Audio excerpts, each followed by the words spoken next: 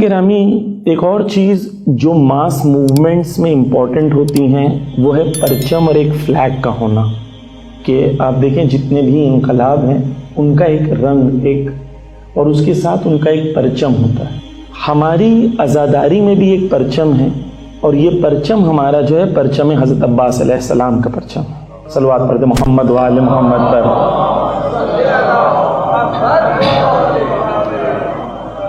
عزیزان گرامی، پرچم داری ایک کانسیپٹ ہے اسلام میں. پرچم ایک شاعر اللہ بھی ہے، کیونکہ پرچم رسول کے زمانے سے اب تک جو ہے، اور جب امام کا ظہور ہوگا تب تک پرچم کی ایک ویلیو ہے اسلام میں.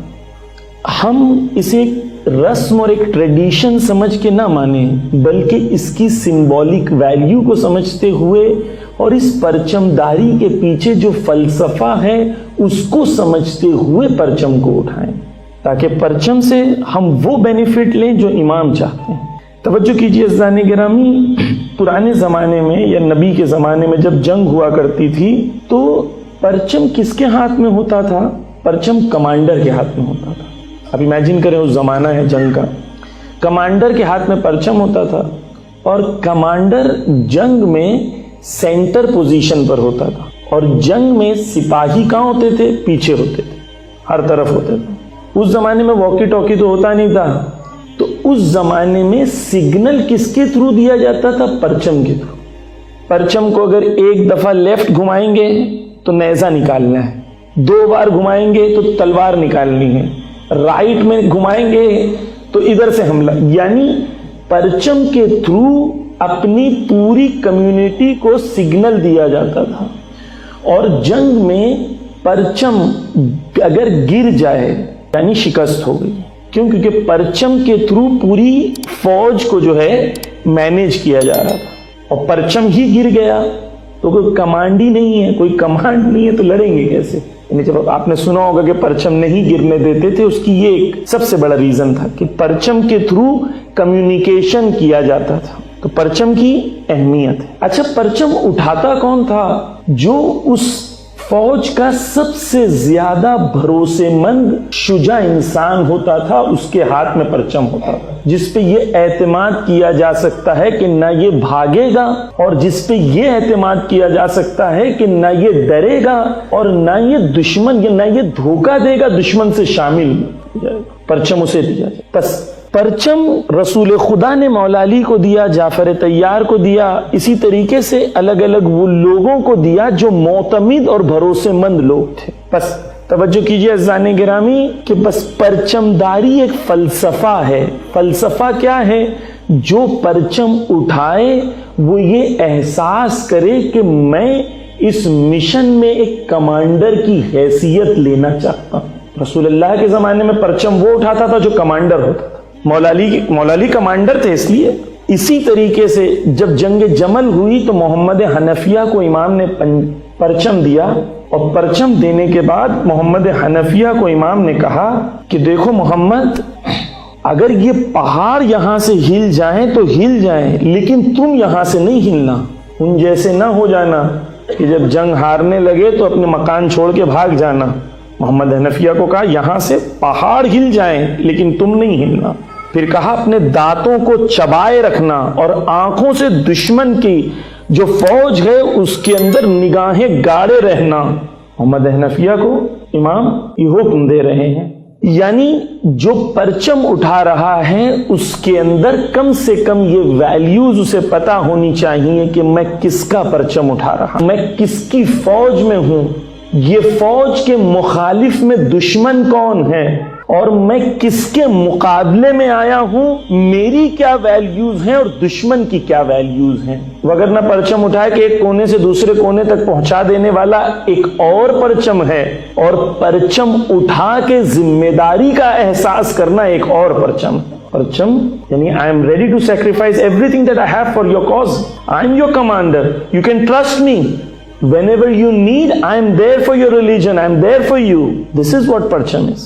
اب توجہ کیجئے کہ جب ہم زیارت حضرت ابو الفضل عباس علیہ السلام جب پڑھتے ہیں تو ہم زیارت میں کیا پڑھتے ہیں؟ توجہ کیجئے کہ ہم امام سے حضرت عباس سے کہتے ہیں جئتک یا ابن امیر المؤمنین، اے امیر المومنین کے بیٹے میں آ گیا ہوں۔ بس علم اٹھانے سے پہلے امیر المومنین کے بیٹے سے کہو کہ میں آ گیا ہوں، اور ان کی نمائندگی، ان کے مشن اور ان کے مقصد کو یہ پرچم اٹھا کے مجھے آگے بڑھانا ہے۔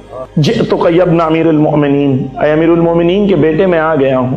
پھر اس کے بعد ہم لوگ کہتے ہیں وقلبی مسلم لکم تابع، اور میرا دل تمہارے پر تسلیم ہو چکا ہے اور میں تمہارا تابع ہوں، میں تمہارا فالوور ہوں۔ I have submitted to you and I am your follower، submission کی منزل پر ہوں میں۔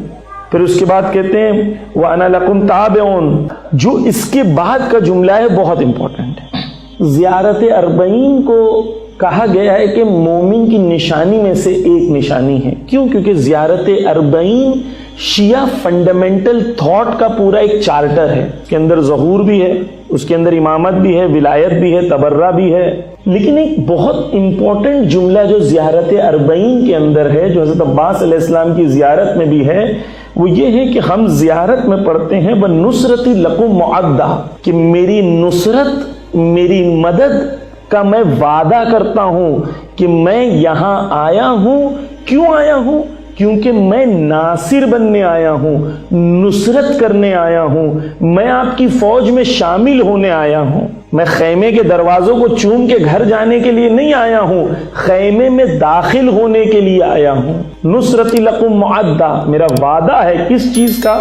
نصرت کا وعدہ۔ پھر اس کے بعد ہم کہتے ہیں حتی یحکم اللہ وہو خیر الحاکمین، کب تک میری نصرت رہے گی؟ اس وقت تک میری نصرت رہے گی جب تک مجھے موت نہ آ جائے۔ پرچم اٹھانے سے پہلے کتنا سوچنا ہے، یہ پرچم ذمہ داری کا نام ہے۔ پھر اس کے بعد ہم کہتے ہیں زیارت کے جملے فَمَعَكُمْ مَعَكُمْ لَا مَعَ عَدُوِّكُمْ، مولا میں آپ کے ساتھ ہوں، آپ کے ساتھ ہوں، آپ کے دشمنوں کے ساتھ نہیں ہوں۔ یہ پرچم اٹھا رہا ہوں تو میں یہ اعلان کر رہا ہوں کہ میں آپ کے ساتھ ہوں، آپ کی فوج میں ہوں، آپ کی دشمنوں کی فوج میں نہیں ہوں۔ بس احساس ہو کہ دشمن موجود ہیں۔ مرے ہوئے دشمنوں کو تو لعنت کرنا بہت آسان ہے، وہ دشمن جو تمہارے دین کو نابود کرنا چاہتے ہیں، ان دشمن کی ویلیوز کو بھی جانتا ہوں، اتنا بے وقوف بھی نہیں ہوں کہ ان کے ٹریپ میں آ جاؤں، اتنا سمجھدار بھی ہوں کہ ان کی ویلیوز کے سامنے اپنی ویلیوز کو پریزنٹ کرنے کی قوت و صلاحیت رکھتا ہوں۔ اگر کوئی انسان یہ احساس نہیں کرے کہ کوئی دشمن ہے تو اسے ایفرٹس کی ضرورت نہیں ہے۔ اور سب سے بے وقوف انسان وہ ہے جو یہ سوچتا ہے کوئی دشمن نہیں ہے،